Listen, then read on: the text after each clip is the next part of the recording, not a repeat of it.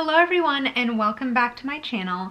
In today's video, as you can tell by the title, I'm going to be talking about weird or strange or unique things that the United States does that other places don't do. So, as some of you may know, I was born and raised in sub-Saharan Africa and I am half Brazilian, and both of those things have made me not spend a lot of my upbringing in the United States. And so when I moved here when I was 18, I noticed a lot of things that did not happen in other countries, and I would tell Americans about it and they would be shocked that their habits weren't international and weren't something that the entire world did.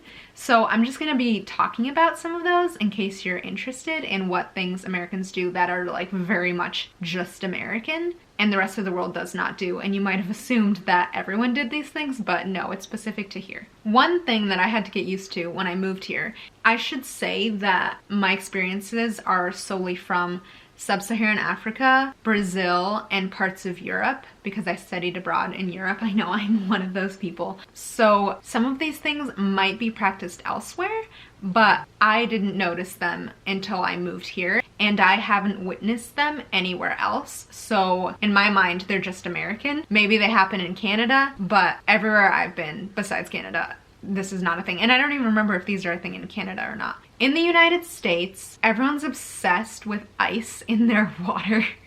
When I first moved here, like I asked for water and I got a cup of ice and like this much water. And I was like, can I have some like water with my cup of ice? Please. And then I just kept getting brain freeze because the water was so cold and I was just like, how am I supposed to drink this? And I was waiting for it to like melt so I could drink it, but then like my food, like I was eating my food and I was just thirsty. It was a whole scenario. So now every time I order water, I say no ice because people here are obsessed with ice in their water, which is fine. It's just something I had to get used to. Another thing is Americans love being cold. They love it. When it's summer and it's beautiful outside, the air conditioning has to be turned up or turned down, I guess, to like -1,000 and it's freezing. Oh my goodness, it's ridiculous. Like other countries that I've lived in have air conditioner, but it's never like the North Pole. Like it's so cold here. Sometimes I go to work and it's 30 degrees outside, which to the non-Americans, that is below 0 in Celsius. So it's freezing and the air conditioner will be on.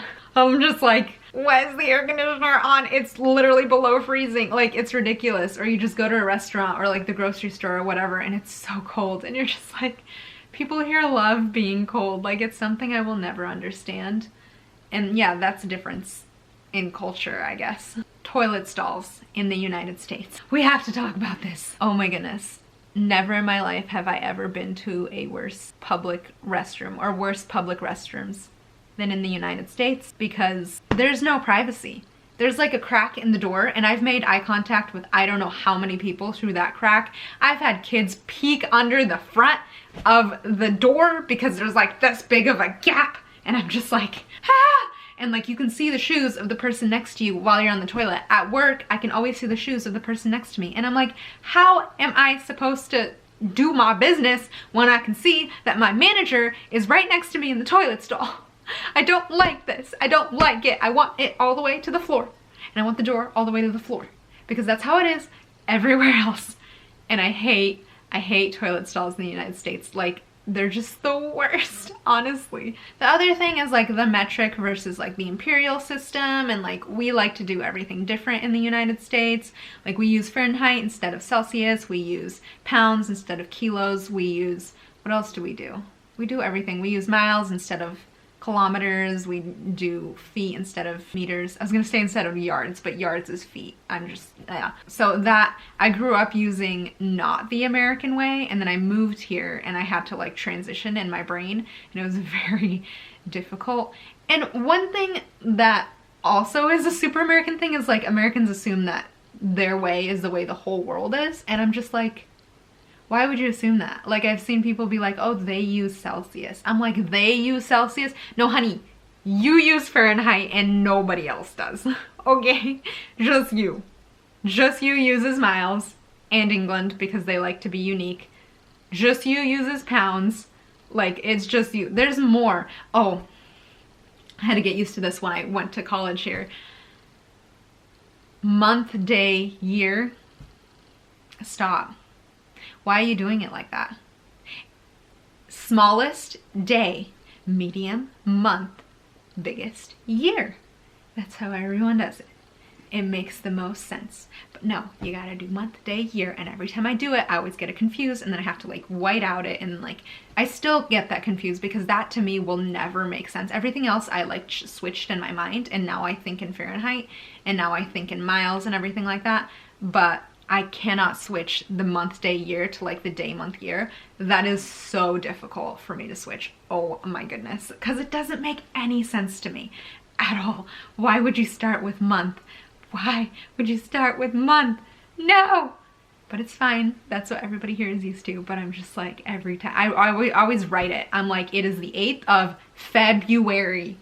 Because I don't want to like do the 2 for it. Because then I'm just like, it's just too much. Anyway, anyone who has lived abroad and then moved back to the United States will understand. It's hard, man. It's hard. Another thing is, I don't know why, but here, I think this is the only country that doesn't use 24-hour time. If you look at my phone, see it's 14:49 focus. Is it backwards? I think it is backwards. That's just easier to me. And most of the world, if you like travel, their time will be like, this flight is at 14 o'clock or this flight is at 16 o'clock. When you come here, everyone refers to it as military time, first of all, which I'm like, it's just 24-hour time. Don't give it like a fancy name. It's just 24-hour time. You're the, again, only people who refer to it as military time, Americans. But it's just, to me, 24-hour time. And it's so much easier because if I'm like, it's 8 o'clock now, what's like in 8 hours or what's in 10 hours? 18 o'clock. Simple. 18 o'clock is 6 o'clock, which to me is just 18 o'clock. And I'm like, great, 18 o'clock, I can do that. Like, it's just so much easier. I don't know. I find it easier. Lots of people overseas use that, especially when like there are trains or planes. It'll be in 24-hour time. But we use AM and PM, which like confuses me because 24-hour time is so much easier to me. Again, 24-hour time, not military time. I don't know why it irritates me when people say military time because we're the only country that does that. It's 24-hour time. It's not military. I'm not in the military. It's just 24 hours. This is gonna trigger so many people. Oh my goodness. Oh, this is gonna trigger a lot of people. In other countries, when you say, I'm Irish, or I'm Polish, or I'm Italian, it means that you are a citizen of Ireland, or Poland, or Italia, or Italy. That's what it means. It means that you speak the language. It means that you are registered to vote or not. I don't know. It means that you have lived there. It means that you were most likely born there. It means that you are a national of that country. When you come to the United States, people will say things like, I am Irish, and I am German, and I am Italian. And I'm like, but are you though? Because what they mean is their ancestors are from that country. Maybe in Canada they say that, but anywhere else, like nowhere else do people say that. No one's like, I'm German. Like in Brazil, there are Germans, like with people with German ancestry, but no one will say, yeah, I'm German. Like they'll say my ancestors are German because their ancestors were German. Or if they're like Portuguese, like from Portugal, if their ancestors are from Portugal, they'll say, yeah, my ancestors are from Portugal. But they won't say that they're from Portugal because they are not from Portugal. Their blood may be from Portugal, but they are Brazilian. Same in Europe, I'm pretty sure. People will only say they are from somewhere if they have that nationality. Whereas here, like, I hear people all the time, they're like, yeah, I'm Italian. I'm like, do you speak Italian? Have you lived in Italy? Do you have an Italian passport? Yet you're Italian? So it's hard because I'll say things like, I'm Brazilian, and people will think that I'm not actually Brazilian.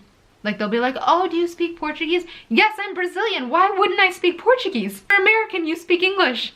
Of course I speak Portuguese. They'll be like, oh, have you been to Brazil? Of course I've been to Brazil. I'm Brazilian. But the thing is here, so many people will say I'm Italian and they've never been to Italy, so they have to ask me, oh, have you been to Brazil? Of course I've been to Brazil. I'm Brazilian. My ancestors are Polish, but I would never say I was Polish because I'm not Polish. I am Brazilian and I am American. My ancestors are Portuguese. I would never say I was Portuguese because my ancestors were Portuguese. I'm not. I've never been to Portugal. I've never been to Poland. Therefore, I am not Polish and I am not Portuguese, even though I speak Portuguese. Like, I'm not Portuguese.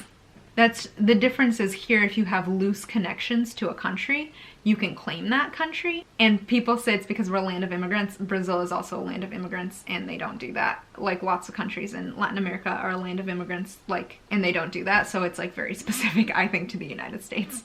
I'm gonna end on a high note, kind of. The United States has garbage disposals.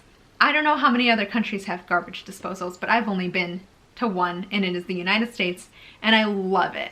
In Brazil, we don't have garbage disposals, and we didn't in Mozambique either. And we had to like take the food out of the drain, which is so disgusting. And I love that in the United States, you can just throw your food down the drain, turn on the garbage disposal, and it'll just like, and like get rid of it. I love garbage disposals. They should have them in every single country that exists because they're amazing. But other places that I've been to, they don't have garbage disposals, and I'm like, yeah. Thank you so much for watching this video. I hope you liked it. Let me know what kind of videos you want to see from me in the future. Do you like these sit-down videos? Would you like some vlogs? Like, what are your thoughts? What are your preferences? Let me know. And yeah, Happy New Year. I know we're already well into the year, but you know, Happy New Year. Thank you so much for watching. Bye.